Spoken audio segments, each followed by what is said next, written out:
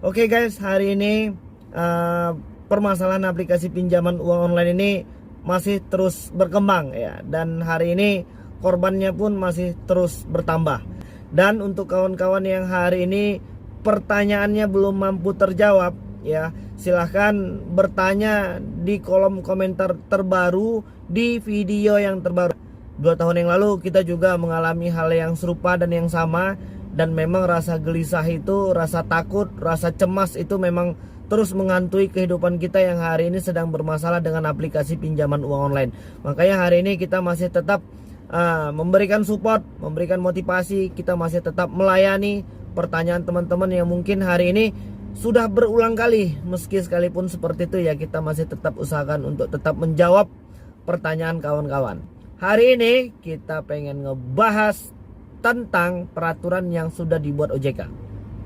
Peraturan ini sudah lama, tapi mungkin teman-teman yang baru mengenal pinjol dan hari ini belum punya kemampuan untuk melakukan pembayaran, kalian harus tahu dan kalian wajib tahu. Dan ini khusus untuk pinjaman uang online legal. Kalau yang ilegal itu Kemkominfo di tahun 2018 kalau nggak salah, kalian bisa searching ceritanya di Google atau mungkin di internet ya. Kemkominfo sudah bilang kalau untuk yang ilegal pinjam sebanyak-banyaknya nggak usah dibayar katanya, karena mereka memang belum taat, belum tunduk, belum patuh pada peraturan OJK. Kemkominfo yang bilang seperti itu. Kalian bisa cari beritanya di Google atau mungkin di media-media internet yang lainnya. Oke, hari ini kita pengen ngebahas tentang aplikasi pinjaman uang online legal yang sudah terdaftar di OJK, yang mungkin sudah berizin di OJK. Jadi hari ini aplikasi pinjol itu sesuai dengan perintah OJK, nanti akan kita lihat sama-sama seperti itu. Bahwasannya untuk debitur atau mungkin nasabah atau mungkin pengguna aplikasi pinjol yang tidak mampu untuk melakukan pembayaran, yang tidak sanggup lagi untuk melakukan pembayaran, tidak boleh ditagih selama lebih dari 90 hari. Oke? OJK sudah bilang untuk aplikasi pinjol tidak boleh menagih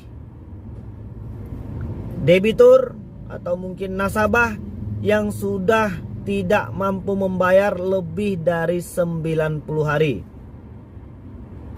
Dengan catatan pihak aplikasi pinjaman uang online tidak boleh memberikan biaya denda, bunga, dan lain sebagainya itu lebih dari 100% jumlah pinjaman pokok.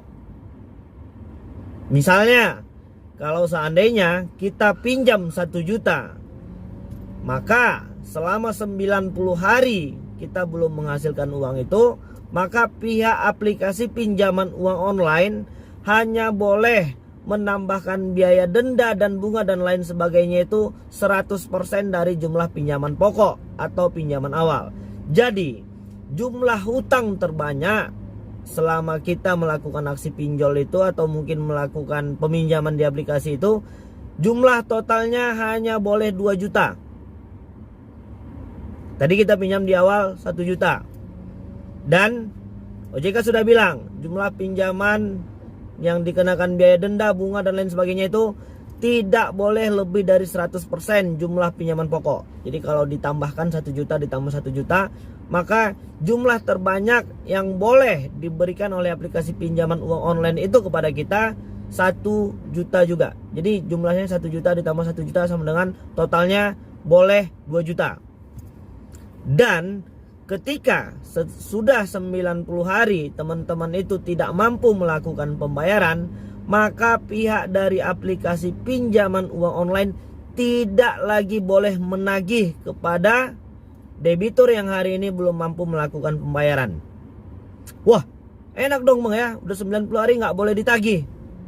Ya, memang begitu kata OJK. Dan konsekuensinya apa bang? Ketika kita setelah 90 hari tidak melakukan pembayaran di aplikasi pinjaman uang online itu. Jadi OJK udah bilang, untuk teman-teman yang hari ini belum mampu melakukan pembayaran, karena memang ya benar-benar nggak ada uang ya, apalagi di masa-masa sulit seperti ini. Kita memang harus lebih banyak bersabar dan mencari semua peluang apa yang hari ini bisa kita jadikan menambah penghasilan. Jadi kalau seandainya teman-teman yang sudah 90 hari tidak lagi mampu melakukan pembayaran dan OJK tidak menagih, apa konsekuensinya bang? Ketika kita tidak lagi mampu melakukan pembayaran, maka kita akan di blacklist di BCking. Maka kita akan di blacklist oleh perbankan. Konsekuensinya kita tidak akan bisa menghutang lagi di tempat lain. Misalnya kalau seandainya kita pengen kredit mobil, kredit motor, kredit rumah dan lain sebagainya. Walaupun pada hari ini sepertinya hanya beberapa aplikasi besar saja sih yang memang sudah terkoneksi ke OJK. Jadi kalau seandainya banyak hari ini pertanyaan yang masuk ke kita itu, bang, katanya kalau kita gagal bayar pinjol itu mereka bisa memblokir nomor rekening. Tidak ada hubungannya. Dan mereka tidak bisa memblokir nomor rekening kita di bank apa saja. Dan bang, bagaimana bisakah mereka mengambil uang yang ada di nomor rekening kita, di rekening kita gitu? Tidak bisa. Jadi untuk pengguna yang hari ini menggunakan misalnya internet banking atau mungkin mobile banking, selama kalian tidak menyebutkan 16 digit nomor rahasia yang ada di ATM itu, maka mereka siapapun itu tidak akan bisa masuk ke dalam itu gitu. Dan apakah mereka bisa memblokir nomor NIK KTP bang ketika kita gagal bayar? Tidak ada hubungannya. Jadi konsekuensinya hari ini ketika kalian memang belum mampu melakukan pembayaran, maka kita akan di blacklist BCking. Kita nggak bisa ngutang. Tapi ada hikmahnya. Ketika kita nggak bisa ngutang ya alhamdulillah kita terjauh dari riba dan kita nggak nambah pusing. Hari ini kemudahan seperti ini, seperti pay letter itu merupakan godaan dan cobaan ya. Jadi aku pengen mengingatkan untuk kawan-kawan itu, jangan menggunakan apapun hari ini ketika memang itu belum benar-benar butuh ya. Ya berhematlah, apalagi di masa-masa sulit seperti ini. Dan yang hari ini sedang mengalami teror dan intimidasi atau mungkin sedang merasa diuber-uber sama aplikasi pinjaman uang online, kalian tidak sendirian. Ya, di kolom komentar itu kalian bisa membaca dan melihat betapa banyaknya hari ini saudara-saudara kita yang belum mampu melakukan pembayaran. Dan jangan panik berlebihan. Kita tidak mau ada lagi korban yang terus berjatuhan hanya karena aplikasi pinjaman uang online. Dekatkanlah diri kepada Tuhan ya. Mohonlah petunjuk, mohonlah diberikan kelimpahan rahmat dan rezeki supaya kita bisa bangkit dan keluar dari semua permasalahan zona riba dari aplikasi pinjaman uang online ini ya.